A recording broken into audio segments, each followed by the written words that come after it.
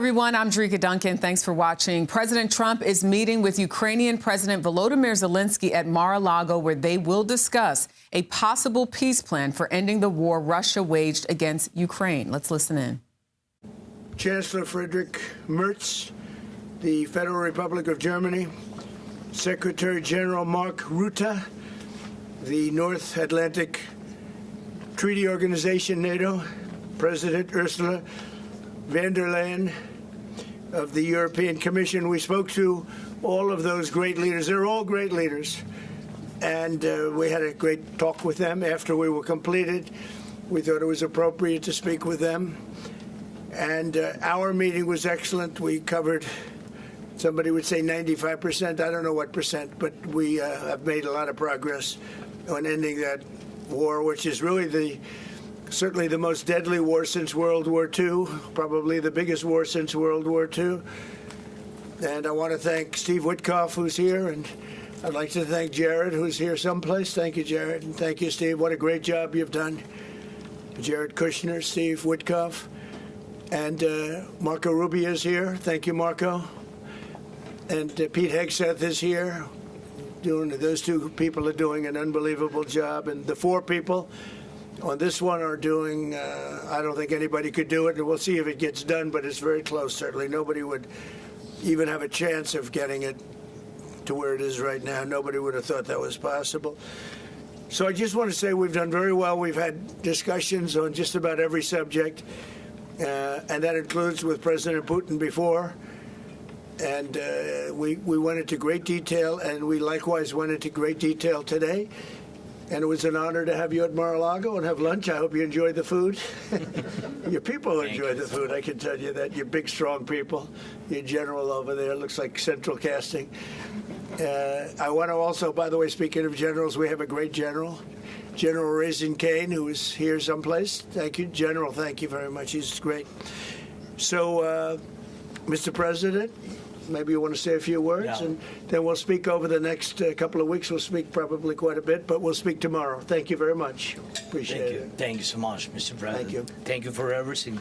Dear colleagues, first of all, I would like to thank President Trump for a great meeting at this amazing place in his home in Mar-a-Lago. And we had a really great discussions on all the topics, and we appreciate the progress that was made by American and Ukrainian teams in these recent weeks. Special thanks to Steve Witkoff and Jared Kushner, and thank you for their engagement and full commitment, and also to our team, and first of all to Rustem Umerov and General Gnatov, and to all our teams. And we discussed all the aspects of the peace framework, which includes, and we have a great achievements, 20-point peace plan, 90% agreed, and U.S.-Ukraine security guarantees 100% agreed. U.S.-Europe-Ukraine security guarantees almost agreed. Military dimension 100% agreed. Prosperity plan being finalized, and we also discussed the sequencing of the following actions. And we agree that security guarantees is the key milestone in achieving lasting peace, and our teams will continue working on all aspects. We also had a joint productive call with European leaders, like President Trump said already, and a lot of leaders, including NATO and the EU. And we agreed that our teams will meet in upcoming weeks to finalize all discussed matters. And we agreed with President Trump that he will host us, and maybe in Washington, European leaders and Ukrainian delegation, yes, in January. And Ukraine is ready for peace. And once again, would like to thank President Trump for a warm welcome and substantial discussion. Thank you, Mr. President. Thank you very much. Thank you so much, Mr. President. Any questions, please? Mr. President, we've heard some digits from President Zelenskyy, 90%, 100%. The U.S.-Ukraine security guarantees, what number are we at right now? Well, I think look, you can say 95%, but I don't like to say percentages. I just think we're doing very well. We could be very close. There are one or two very thorny issues, very tough issues, but I think we're doing very well. We made a lot of progress today, but really we've made it over the last month. This is not a one-day process deal. This is very complicated stuff. But I think when the president says 95, I think, could be close to 95%. Yeah, please, behind you. Mr. President, have you agreed on the so-called free trade zone on Donbass? How to separate the sites? How to make the separation line? Who will be responsible? The word agreed is too strong. I would say not agreed, but we're getting closer to an agreement on that, and that's a big issue. Certainly, that's one of the big issues, and I think we're closer than we were. Probably it's unresolved, but it's getting a lot closer. That's a very tough issue, but one that I think will get resolved. Yeah, please. We are receiving some mixed signals coming from Moscow, even after you spoke with President Putin. Can you assure us that you have received written or any formal response from them? Well, what was the issue? You have to tell me. What did they say? They are telling that Ukraine has to give up Donbass. Just very recent statement coming out. Well, that's what they've been asking for, and there's a dispute about that, so they're going to have to iron that out. That's an issue they have to iron out. But I think it's moving in the right direction. If they reject or delay the solution or peace agreement that you try to achieve, if something doesn't happen, you mean if something doesn't happen? Yeah, go ahead. May I ask? No, go ahead. You were going to finish your question. Will there be any step that the United States be prepared? Well, we'll see. Look, we'll see. But I don't want to talk about that because I think we're getting pretty close. Yes, please. May I ask the President of Ukraine Please. about territorial question? Mr. President, what is your take on Donbas status? Are you prepared to see it as a free economic or demilitarized zone? No, we spoke about 20 points plan, and I'm happy that really our teams very close to results. And I agree with President Trump that our teams work not one day and not one week, more than 1 month, beginning from Geneva, then 2 meetings in Miami, then we had Berlin, and now we have Mar-a-Lago. So this is a very difficult question. You know our position, so it's we have to respect our law and our people, and we respect the territory which we control. And of course, our attitude is very clear. That's why President Trump said this is a very tough question. And of course, we have with Russians different positions on it. And have you discussed referendum about? When we speak about referendum, we spoke that it's one of the key. We can have referendum on any kind of points of this plan. I said that we can use referendum like for the plan, or we cannot use referendum. It's one of the key. We can use, this possibility of Parliament to vote according to the law or to have referendum.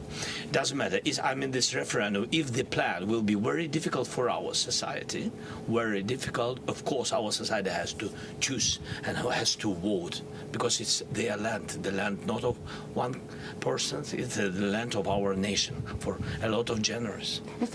They'll probably have to get their plan approved by Parliament or by referendum of the people. You would think that they want, I know they had a poll that it's 91% in favor of ending this war, so they want to end it like everybody wants. Russia wants it ended, everybody wants it ended, and we want it ended. I want it ended because I don't want to see so many people dying. We're losing massive numbers of people, the biggest by far since World War II. So we want to see it ended, absolutely. President Yes. Trump, you said at the top that you plan to speak again tomorrow. Is that correct? I might. It depends on what happens tomorrow. If there's an additional something to add, otherwise there's no reason to. We're in the process. Jared and Steve are working very hard to get something done, and if there's something that comes up, I'd speak, but otherwise I don't think there's any reason to. In your mind, sir, what are the thorniest issues still unresolved after the... Well, I think the land you're talking about, some of that land has been taken. Some of that land is maybe up for grabs, but it may be taken over the next period of a number of months, and you're better off making a deal now. Look, let me tell you, they have been very brave. They fought very hard and continue to fight very hard and do tremendous damage. But Russia would like to see it end, and Ukraine would like to see it. And I think it's time to end. And a lot of very brave people, a lot of people that are dead right now, unfortunately, because I've said, and nobody's disputed it, that if the election weren't rigged and stolen, 2020, you wouldn't have had this war, would have never happened. And it didn't happen for 4 years, never was even thought to happen.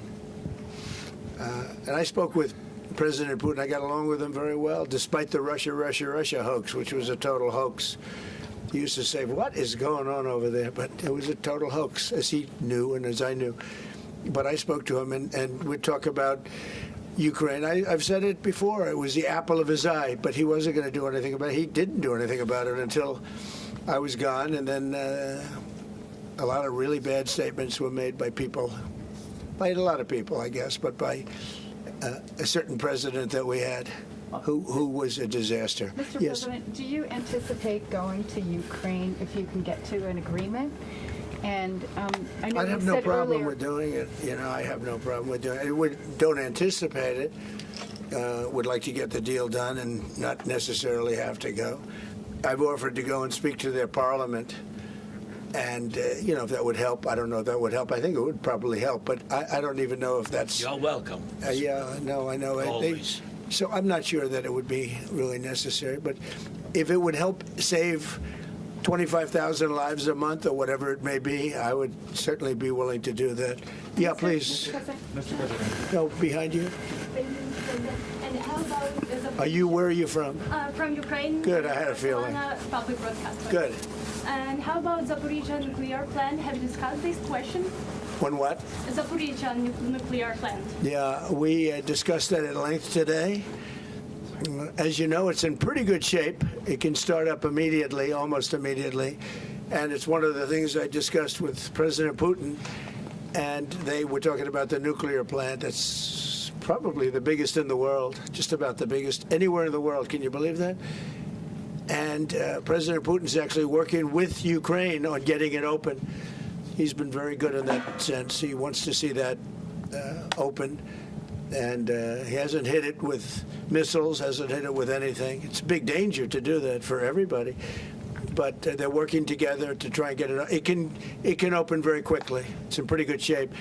And the people there have been there for years. The people there running it. You know, they have 5,000 people in that plant. Can you believe it? I learned that today. 5,000 people. It's the biggest plant of its kind in the world. And they're working together to get it open. They could maybe get it open quickly. That's a big step when he's not bombing that plant. It's a big step. Mr. President, in the readout from Moscow, they talked about the creation of some working groups. Yes. That would be set. Can you tell us about what those working groups would entail? And also, if you wouldn't mind, what is the message that you will give to Putin when you speak to him after your meeting? So the working group is going to be composed of Steve Witkoff, Jared Kushner, General Raisin Kane, Marco Rubio, and a few other people that we're going to be putting onto it. I think Pete Hegseth should be in that working group. He knows the territory very well. He's been fantastic at what he's doing. And they may add one or two people. And likewise, Ukraine's going to have some very good people that were at lunch today that enjoyed the lunch today a lot, more than they thought, right? But do you want to say who may be on your working group? Yeah, we now, as I said, that we work with Steve and Jared. We worked our Rustem Umerov and also Deputy Minister Kislitsa and also General Ignatov, and they will continue work in this group. And of course, if we will go further, and I hope that really we will have decisions in January, as I said, about all these documents, 6 documents, and of course, we will continue work on this, so they know what to do. Yes. And that working group, by the way, importantly, will also then be working with Russia. Okay? Because to work with ourselves doesn't really solve much of a problem. So they'll be working with Russia. Yeah, please.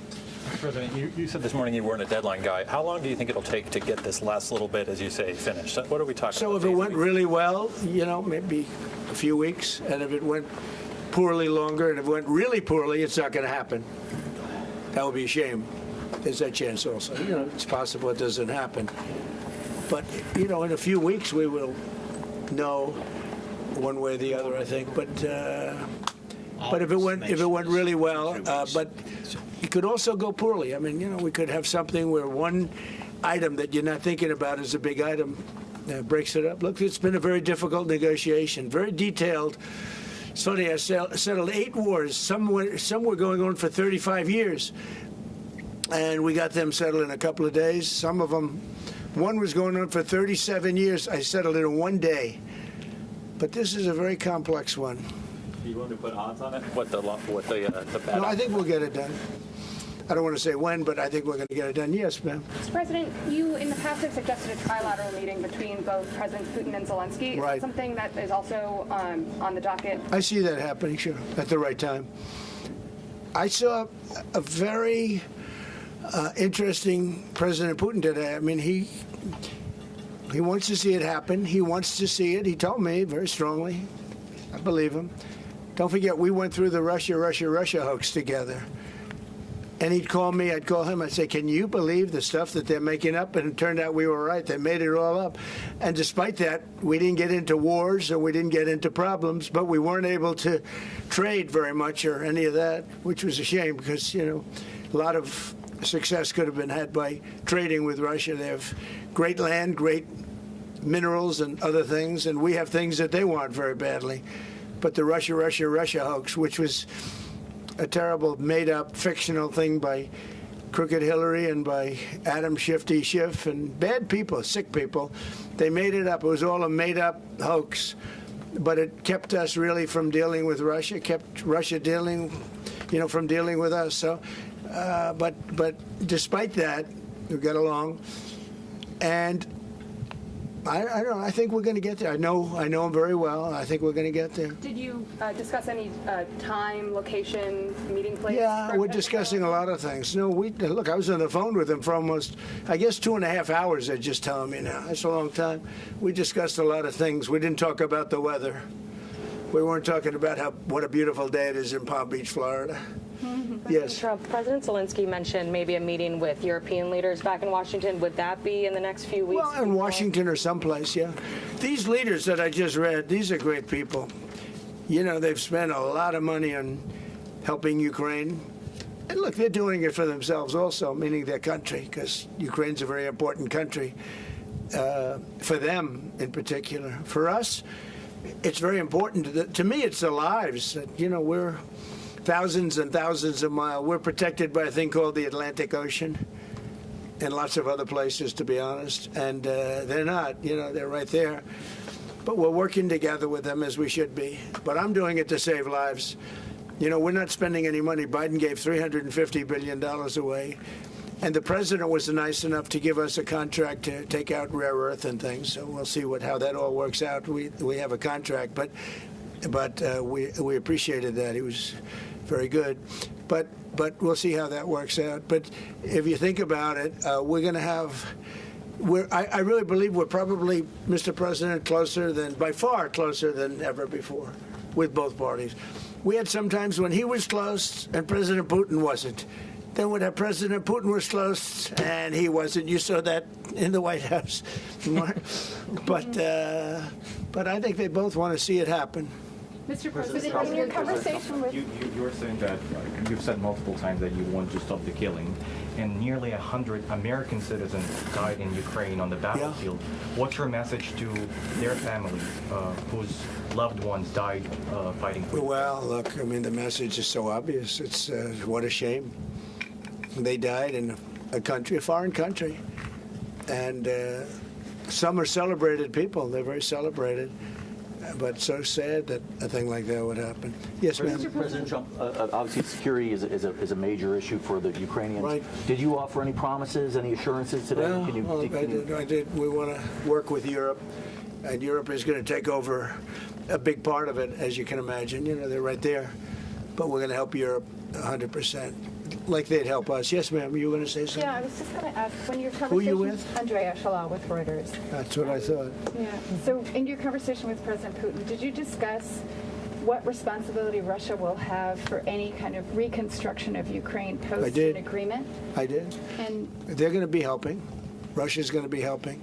Russia wants to see Ukraine succeed. It sounds a little strange, but I was explaining to the president, President Putin was very generous in his feeling toward Ukraine succeeding, including supplying energy, electricity, and other things at very low prices. So a lot of good things came out of that call today. But they were in the works for 2 weeks with Steve and with Jared and Marco and everybody. Did Russia agree, or did Putin agree to a ceasefire to allow a referendum to take place? Not a ceasefire, and that's one of the points that we're working on right now. No, not a ceasefire.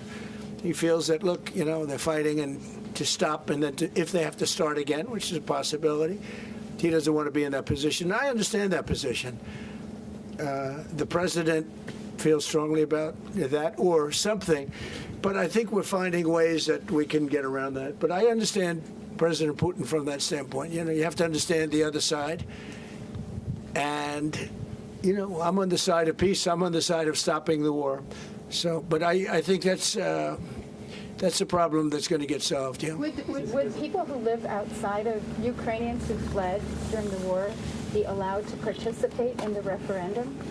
What do you mean, people where live? The people that left. Who fled to Poland and Germany. Yeah, if we speak about the people who are abroad, who are not on the territory of Ukraine, you mean that in Poland, in Germany, we have millions of people. Yeah, they have a referendum in the same of elections. In the same way how people come and vote, they have rights for this. And of course, they have to come. That's why if we will come to referendum, yes, if we will come to such decision, people need infrastructure for this, and it's not simple. And that's why we spoke about it. It can't be in one day, very quickly. It's difficult because we need infrastructure. When you have millions of people, you have to build it in Europe, mostly in Europe for today. President Trump, I know you sound an optimistic note here, but what happens in a few weeks if things sputter? What are you prepared to do? They keep fighting, and they keep dying. No good. But if things don't happen, they keep fighting, and they keep dying. And we don't want that to happen. He doesn't want it to happen. President Putin doesn't want it to happen either. Okay? Thank you very much, everybody. Thank you. Appreciate it. Thank you, sir. Thank you. Thank you, sir.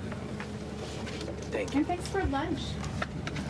I don't know. Was it a good lunch? Yes, sir. There's no lunch. He walked in. He said, "This place is gorgeous." I don't think he wants to go to the White House anymore. That's the problem. I'm ready to go to the White House. I know. It is. The White House is a very special place, and so is this. I hope you enjoyed it. Thank you very much. So much. Thank you, sir. Thank you, sir. Thank you. Yeah, a lot was said there. You've been listening to President Trump and Ukrainian President Volodymyr Zelenskyy speak at Mar-a-Lago before this meeting. Trump says he had a phone call with Russian President Vladimir Putin this morning and that Trump called it, quote, good and very productive. We're going to take a quick break, but stay with us. You're watching CBS News 24/7.